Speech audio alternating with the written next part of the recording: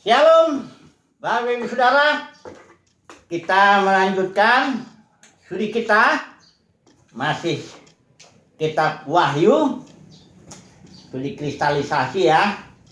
Kita sudah sampai kepada pasal 2, pasal 3 tentang gereja, dan kita masih meneruskan gereja di Laodikia ya. Ini yang terakhir untuk gereja.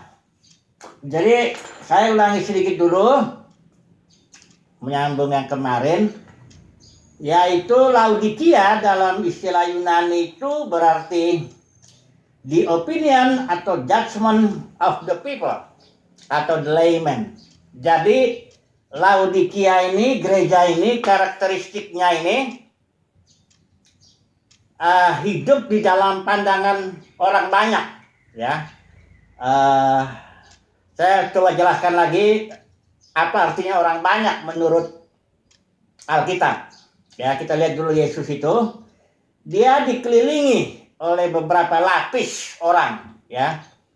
Yang pertama tentu 12 murid ya, rasul ya.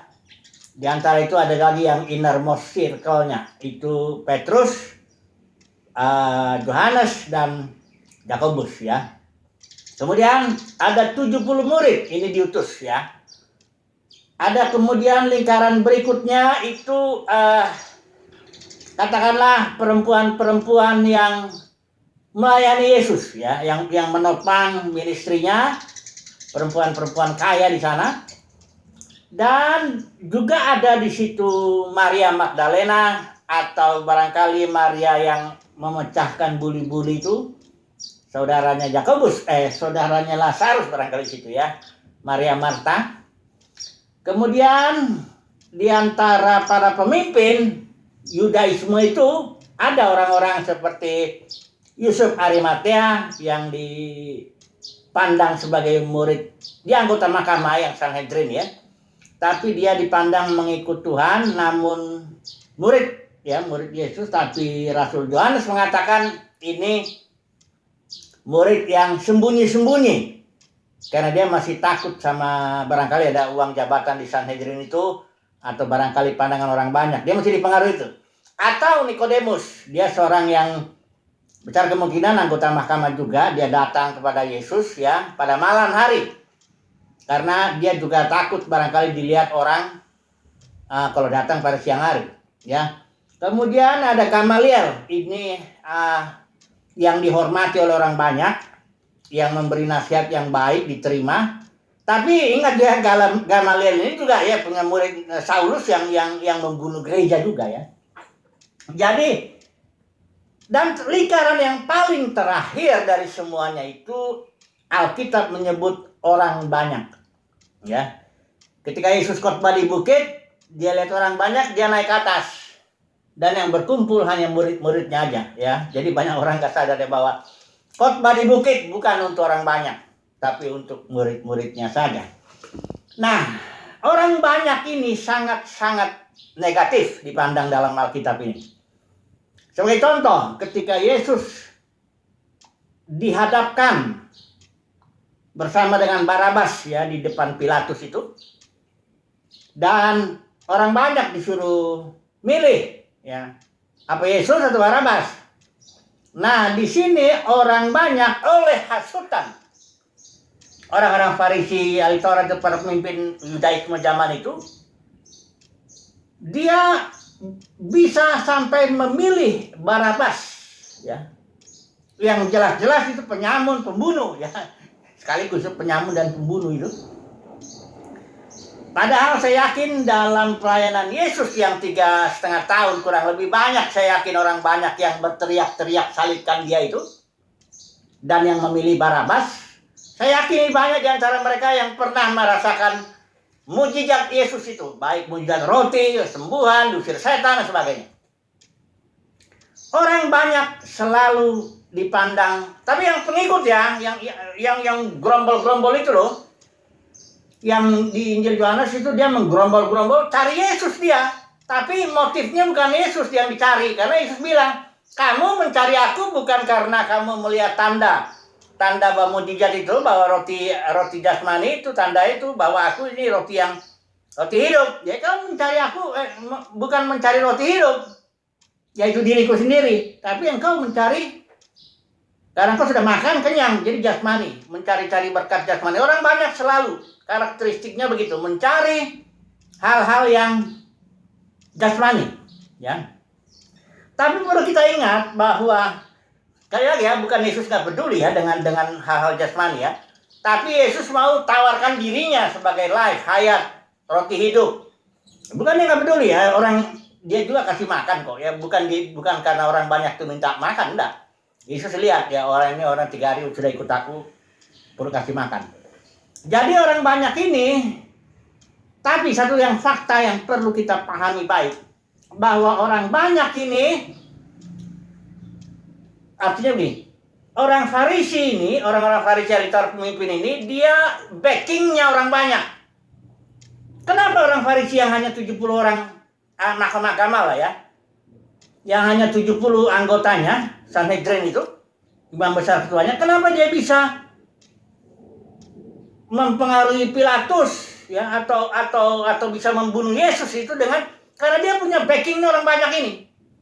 Orang banyak bersuara begitu. Dan Pilatus melihat udah mulai ada keributan, ya akhirnya Pilatus terpaksa. Karena Pilatus sendiri merasa ini Yesus nggak salah. Gitu ya. Tapi orang banyak yang dipengaruhi, orang Farisi ini. Ini orang banyak dan orang Farisi ini sepakat lah, katakanlah begitu ya. Ya. Sampai sekali lagi ingat ya, orang banyak itu dalam dunia keagamaan itu dia adalah yang mengikut Yesus itu. Hanya dia termasuk kategori orang banyak. Dalam dunia kekristenan begitu juga. Orang banyak, ini hati-hati ya, nanti kita akan belajar di sini ya. Gereja Laodikia itu artinya gereja yang karakteristiknya memiliki pandangan atau penilaian atau penghakiman orang banyak. Nanti saudara akan lihat bedanya sekali ya antara penilaian orang banyak dengan penilaian firman Tuhan. Orang banyak bilang, aku kaya. Katanya ini kan Laodikia. Oke, kita masuk aja langsung ya ke satu ya bagian ini. Sebenarnya kita sudah kemarin, tapi kita coba dulu, kita sebentar lagi ulang dulu. Yang dia mengatakannya di ayat suam-suam kuku kita nggak bahas lagi karena itu sudah. Yang dia bilang ini, ayat yang ke-17. Karena engkau berkata, ini orang banyak yang berkata, karena ini kan jemaat Laodikia. Karena engkau berkata, aku kaya, aku telah memperkayakan diriku, aku tidak kekurangan apa-apa. Dan karena engkau tidak tahu, ini orang banyak ini sebenarnya nggak tahu. Layman ya, nggak ahli dia, nggak paham dia, nggak punya penglihatan. Nanti kita lihat ya. Dia bilang dia kaya, dia bilang dia telah memperkayakan diri. Mereka bilang dia tak kekurangan apa-apa. Tapi penilaian firman Tuhan bilang, engkau tidak tahu bahwa engkau melarat, malang, miskin, buta, telanjang. Sudah lihat nggak ini bedanya ini? Penilaian orang banyak. Laodikia itu orang banyak ya. Penilaian orang banyak. The opinion of the people. Lihat dia bilang, aku kaya, memperkayakan diri, tidak kurang apa-apa. Tapi firman Tuhan bilang, engkau miskin, melarat ya, malang, miskin, buta, telanjang. Coba lihat bedanya ini. 180 derajat berbeda, pas bertolak belakang.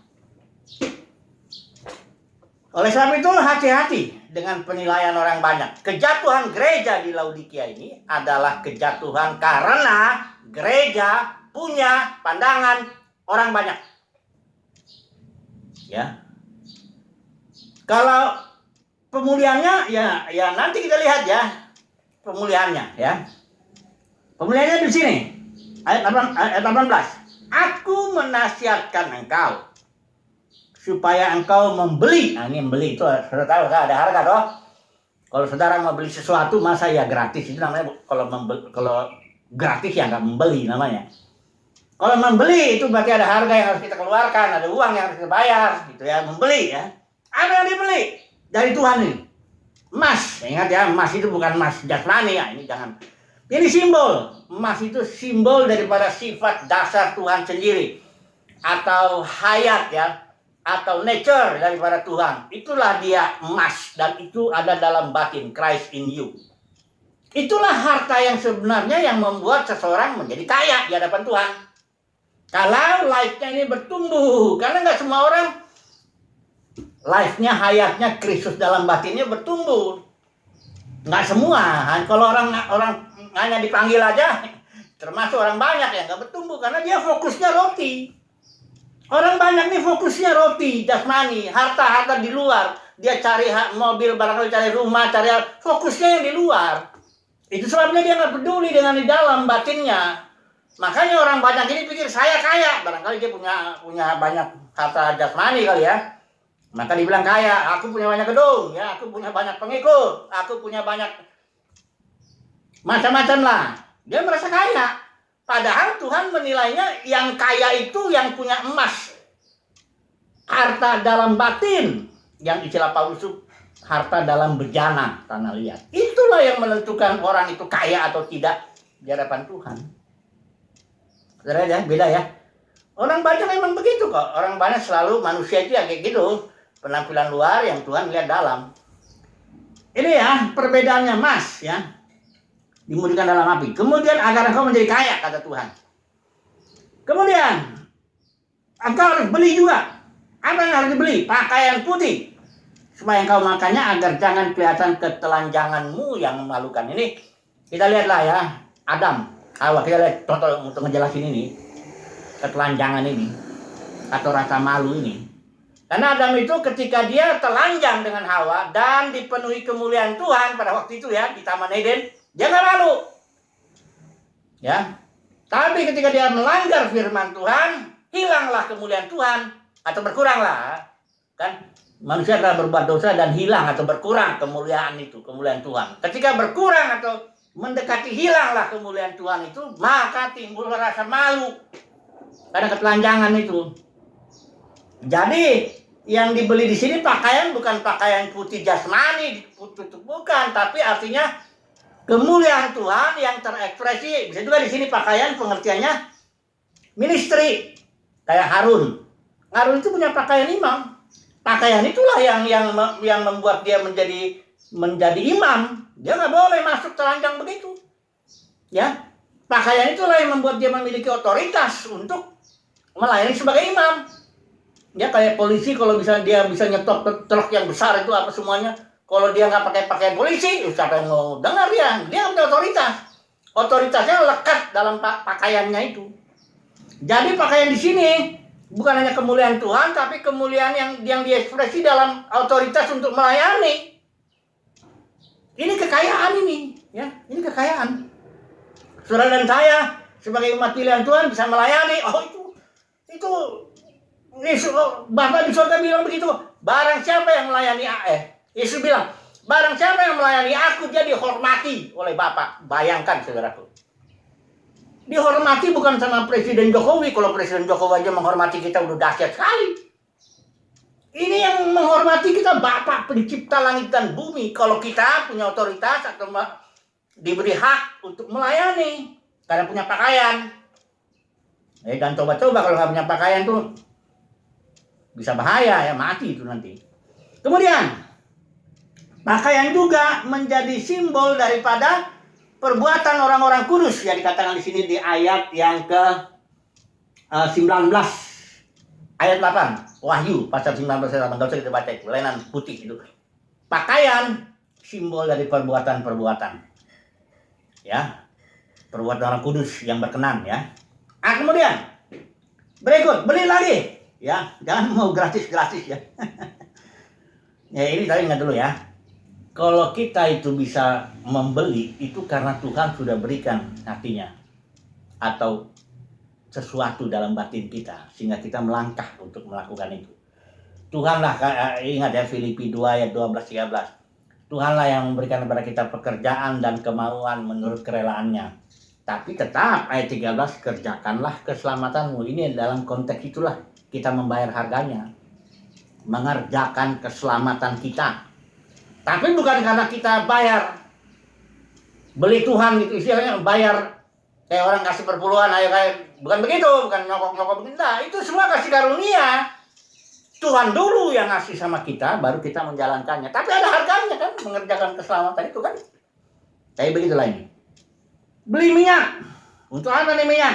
Melumas matamu supaya engkau dapat melihat. Kenapa? Rupanya emangnya buta gereja Laodikia? Enggak buta, mata jasmaninya ngelihat. Nah, namanya juga mata jasmani ya, tentu yang dilihat harta jasmani. Menilai orang juga berdasarkan penampilan.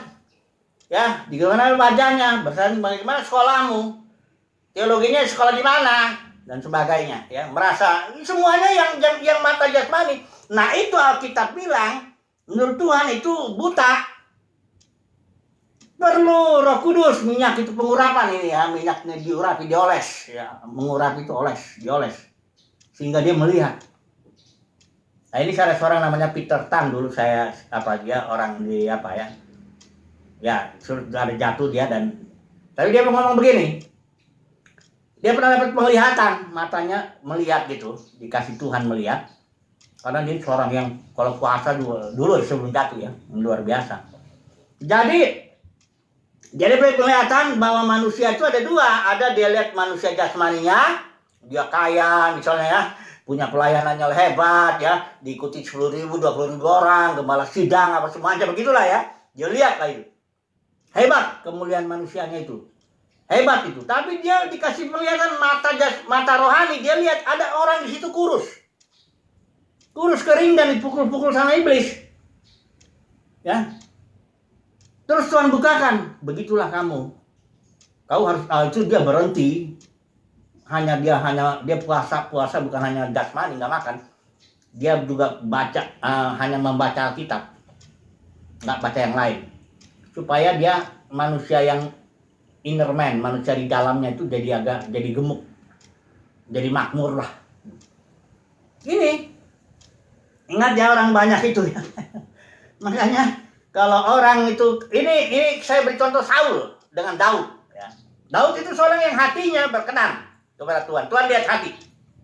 Walaupun penampilannya Samuel pun tidak memilih dia. Isai juga begitu. Waktu disuruh jalan anak-anaknya ada 7 jalan. Ada Elis sama atau siapa lah itu. Samuel pun berpikir, ini dia orang dipilih Tuhan. Tuhan bilang bukan ini, jangan kau lihat penampilannya. Ya, jalan-jalan anaknya. Enggak ada yang dipilih Tuhan, padahal penampilannya bagus-bagus. Ya, bahkan ketiga anak Isa itu jadi tentaranya Saul di zaman itu. Terus ada satu orang lagi katanya itu jaga-jaga domba itu. Enggak dihitung sama Isai, jadi enggak dianggap. Datanglah si Daud ini masih muda, kecil, bukan kecil. Maksudnya penampilannya kemerah-merahan kayak polos-polos begitu. Terus Tuhan bilang, ini dia. Kenapa? Karena Tuhan melihat hati. Ya, dilihat hatinya. Nah, ini aku temukan. Kalau kita bilang aku telah menemukan Daud, seorang yang berkenan di hatiku. Nah, Saul ini seorang yang tadinya sebenarnya bagus juga awalnya itu, tapi dia memang nggak disiapkan Tuhan. Dia tuh sangat dipengaruhi oleh suara orang banyak. Waktu itu habis pulang dia perang itu, dia cuma pada suara-suara perempuan aja teriak-teriak gitu. Saul mengalahkan beribu-ribu musuh, tapi Daud berlaksa-laksa. Kalau laksa itu 10.000. Terus Saul langsung dia terpengaruh dia langsung mikir, kok kepada Daud diperhitungkan puluhan ribu, kepada aku kok cuma 1.000. Dia langsung iri. Dan langsung dia membenci Daud sejak saat itu. Ini Saul ini orang yang dipengaruhi orang banyak. Ya, dalam dunia kekristenan nanti ya kita lihat. Kalau saudara dan saya masih terpengaruh oleh suara orang banyak, oleh apa kata orang, dalam dunia kekristenan ya. Saya nggak bicara orang dunia, ini konteksnya di gereja. Ya, bukan orang dunia itu lain lagi lah, nanti lagi. Ini kalau saudara dan saya masih dipengaruhi oleh orang banyak dalam denominasi itu, dalam dunia kekristenan itu ya, saudara ya barangkali hanya dipanggil ya, bukan dipilih. Karena kuncinya orang yang dipilih itu dia nggak terpengaruh itu. Suara orang banyak. Ya. Tapi ingat ya, suara orang banyak itu bukan suara doang. Di dalam suara orang banyak itu ada uang di situ. Ya kalau saudara banyak, seorang pelayan Tuhan banyak pengikutnya, kan duit. Ada kemudahan manusia, dihargai orang banyak, kan enak.